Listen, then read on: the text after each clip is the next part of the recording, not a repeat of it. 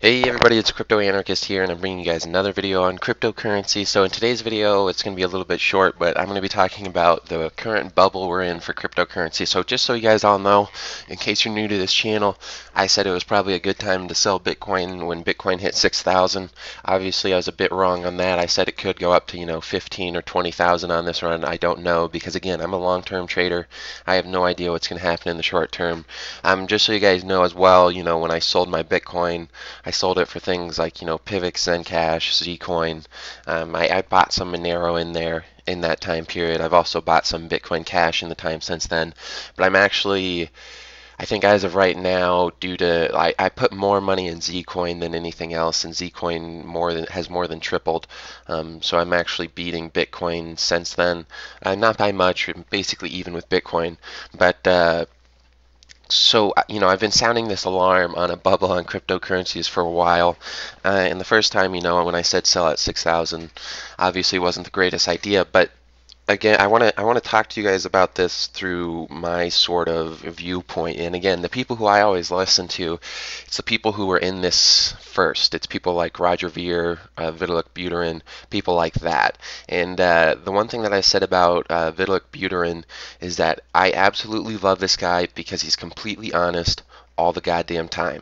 Like all the goddamn time. When Chainlink came out, he said there's no way that Chainlink should be worth 32 million. And so that's kind of why, I made that video, hey, Chainlink's way overvalued, and then it tanked. So I get a lot of you guys might think, hey, this crypto anarchist is super smart. Well, I might be smart, but I get a lot of good information from other people who are a lot smarter than I am. But I wanted you guys to look here at these tweets here from Vitalik Buterin, and he's basically asking, is there any reason why the cryptocurrency market should be worth $500 million? If in case you guys haven't been here since the beginning of cryptocurrencies, the whole point of cryptocurrencies was to completely reform the banking systems and bring banking to people all across the world, bring censorship-free banking to people all across the world, and it really hasn't done any of this. The cryptocurrency world, like the prices have gone up, but there really hasn't been much progress in the last 3-4 years. It's really been the exact same thing. So I like these tweets that he puts out here. His first one: how many unbanked people have we banked? Basically nobody. I think there's some people in Venezuela who try to use it, but not very many. How many censorship-resistant commerce options for the people have we enabled? There's really nothing. The only censorship-resistant commerce that you really have is the darknet markets. One big thing, like when cryptocurrencies were first coming out, this was when they were making things like raw milk illegal, and so a lot of people thought, hey, raw milk sellers will use cryptocurrencies because who's going to actually try and arrest somebody for selling raw milk? And if you use cryptocurrencies, then you can't actually prove a sale of raw milk. So people were like, hey, things like that, like raw milk, or like, it's illegal to buy shower heads that let too much water through your shower head. So people thought, things like shower heads would get sold through cryptocurrencies, but it's not really happening. And that's again because there's not very many applications for cryptocurrencies. How many dApps have we created that have substantial usage? And then there's not, again, dApps and smart contracts and stuff. They're kind of a thing people talk about right now. How many of you people who actually own Ethereum have ever used, a dApp or a smart contract or anything like that? There's not really that many of them out there. How much value is stored in smart contracts that actually do anything interesting? I love that Vitalik brings this up because his cryptocurrency is based on smart contracts, and he at least admits, we're not really doing much with smart contracts right now. They're just not. How many Venezuelans have actually been protected from hyperinflation? I actually think there are some Venezuelans that have been investing in cryptocurrencies. There's, that for that one, there's actually a couple. How much actual usage of micropayment channels is there in reality? There's basically none. you can't really do micropayments with Bitcoin SegWit or Bitcoin Core, Bitcoin Legacy, whatever you want to call it. You can actually do pretty much or close to micropayments with Bitcoin Cash. Roger Ver recently did an interview with Jimmy Song, and just so you guys know, if you want to watch some good debates with Roger Ver with like two opposing sides, I haven't watched the Jimmy Song one yet, but I know Jimmy Song is a badass, and so they would have had a great debate. It's not going to be one of those where everyone's just throwing insults and stuff. Another really great interview with Roger Ver against somebody who's a very good proponent of Bitcoin SegWit is Richard Hart. I like to call Richard Hart Richard the Lionheart, just because he's a badass. I like that guy. Obviously, I prefer Bitcoin Cash, so I disagree with him on his opinions on Bitcoin SegWit. But those are some real good interviews. But anyways, yeah, how much usage of micropayment channels is there? Basically none. But then Vitalik wraps this up by saying it's not enough to say that we should have $500 billion in this space, and that I would completely agree with. I would agree with it to some extent. Do I think that some of the major cryptocurrencies in this space should have the price that they do? Yeah, they could. Between Bitcoin and Bitcoin Cash, I think their combined market value is actually not all that much off. Ethereum, I don't necessarily think it's necessarily all that much off. Things like the privacy cryptocurrencies, I don't think their market shares are that much off. But if you look at what a lot of these cryptocurrencies do, a lot of them are meme coins, they're shit coins. There's no real reason for their existence, and they only make money because they're riding on the coattails of the success of the actual projects that have utility, that actually offer something to people. The other thing that I want to say, or another reason why I think that we might be getting into a bubble, is that institutional investors are actually taking quite a bit of interest in Bitcoin Cash. So there's this really good video here. You can look it up yourself. This is the video. It's on Roger Ver's channel. Obviously, Roger Ver is kind of a big proponent of Bitcoin Cash, so if you watch a video of his, he's going to be pushing it really hard. But the thing that I actually want you guys to pay attention to is the reaction of the traders afterwards, okay? So all the traders afterwards, when they were asked, what would you rather buy, Bitcoin or Bitcoin Cash, they all said Bitcoin Cash, and I want you to really listen to their reasoning, and the reasoning why they said they wanted to buy Bitcoin Cash was because Bitcoin Cash competes with M1, which is the global money supply, which is, I don't remember exactly what figure they use, but it's in the tens, if not hundreds of trillions of dollars, whereas Bitcoin SegWit at maximum can compete as a store of value with something like gold, which is like something $9 to $10 trillion. So all of them realize that Bitcoin Cash has much higher market cap potential than Bitcoin does, and it's a much lower price. So they're all more interested in Bitcoin Cash, every single one of them. So that's the thing you really got to understand, because these guys that get on this, they're actually smart money, okay? As much as you guys want to think that you're smart money for investing in crypto, these guys are a lot smarter than you. They're a lot smarter than me. They're a lot better traders than me. Obviously, I've done very well with cryptocurrencies recently, but these guys make a lot of money trading things where the profits are much lower. So these guys are very smart, and they all prefer Bitcoin Cash. So that's something you really have to understand, especially because if Bitcoin Cash actually takes off, the one thing you guys really might not realize is that if Bitcoin Cash takes off, that'll probably bring the next crypto winter. It'll probably bring the next bear market. Why? Because do you know how many people have money at exchanges that sold all their Bitcoin Cash? So if Bitcoin Cash becomes dominant and Bitcoin SegWit, if it tanks, then there will be massive lawsuits where people will say you stole my Bitcoin Cash, because that's kind of what a lot of exchanges did.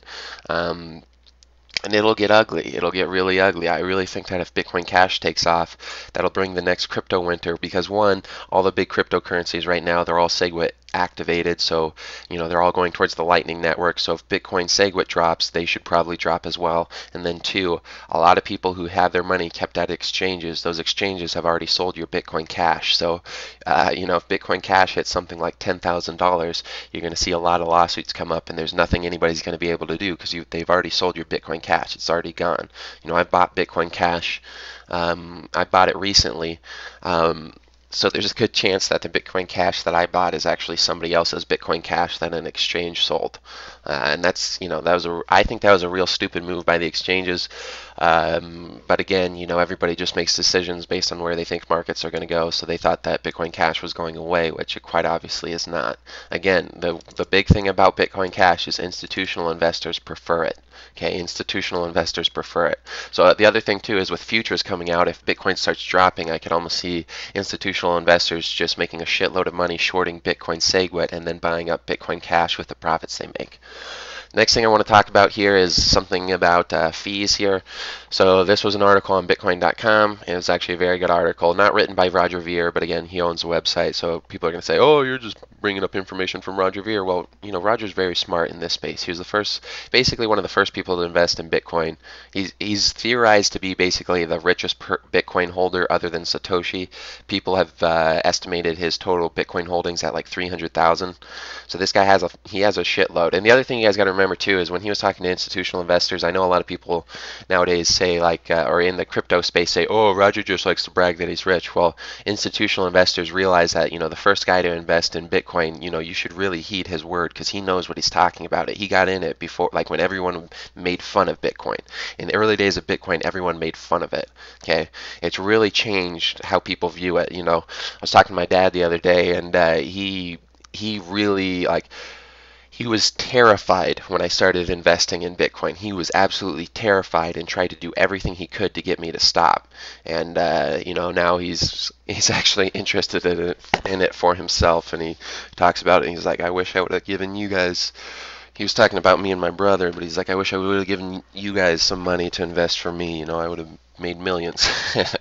And my response to that was just, you know, it's super risky. So it's, you know, don't think like that. There's no reason to think like that, you know, because obviously it was super risky. I didn't have much money, so it was, you know, and I'm young, so it was easier for me to get in than him. But anyways, yeah, if you look at this here on Bitcoin.com, this article here, it's talking about how the fees on Bitcoin are basically making it unusable for the only place where Bitcoin is used for purchases, and that's the darknet markets. Okay, so if you have like $25 fees, you can't really use Bitcoin for the darknet whatsoever. So Monero has been getting a lot of use because of that. A lot of people have wondered, because I think Monero has increased in value like 600 times in the past year or two. Like, it's gone phenomenal, and that's mainly because it gets used on the darknet.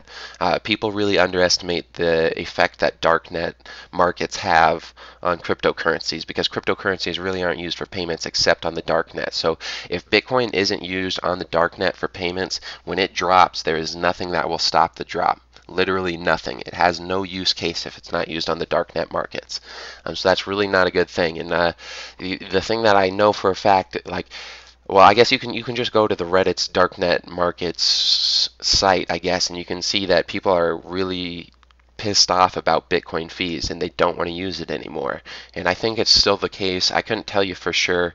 I mean, I can go find these darknet markets if I really want to. It's not something I really do, but I could go find these markets. I'm pretty sure they all, for the most part, only accept Bitcoin. I know a while back some would pop up that had Monero, but even Monero is something that it's hard to use on the darknet markets.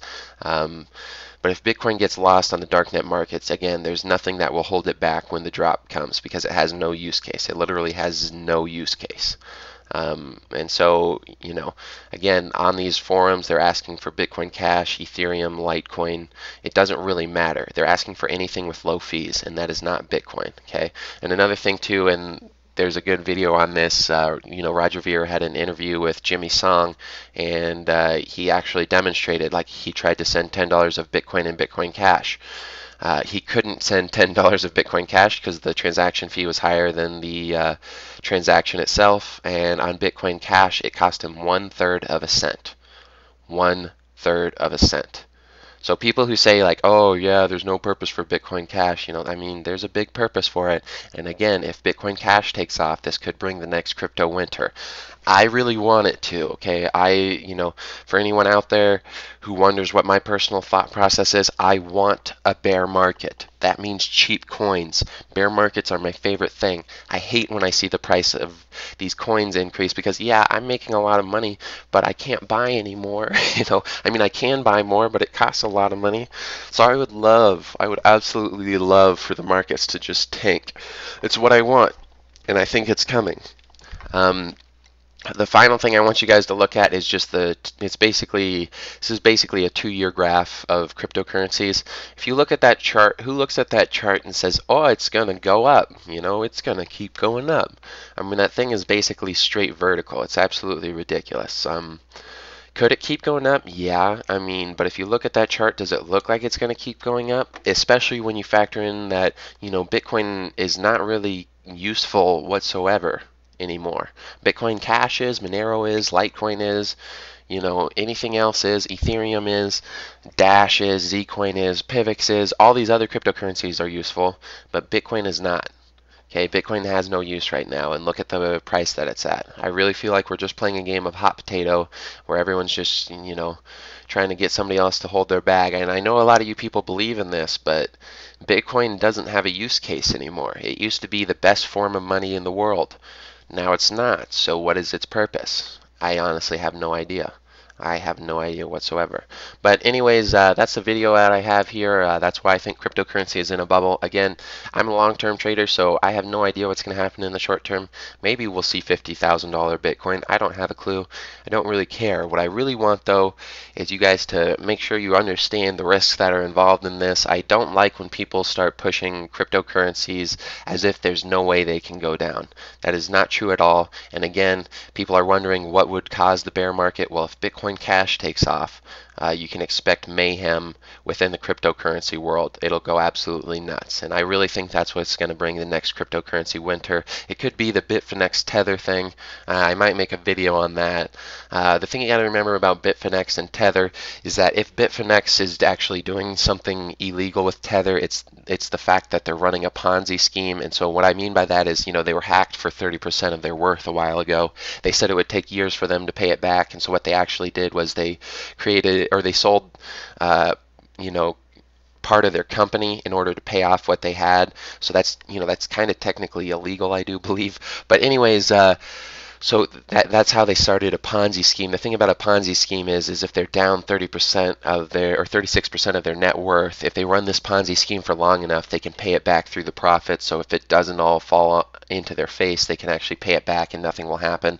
But if it gets revealed that they're running a Ponzi scheme and they don't have those coins, then that would be another thing that would cause another crypto winter. But again, I think there's a crypto bear market coming. When will it come? I have no idea. What will cause it? I'm not sure. There's a couple different things that could, but just be prepared and make sure to pay attention here, because everybody likes to talk about how cryptocurrency can only go up. That has never been true in cryptocurrency. That has never been true. But anyways, I hope you enjoyed this video. There will be more coming out soon.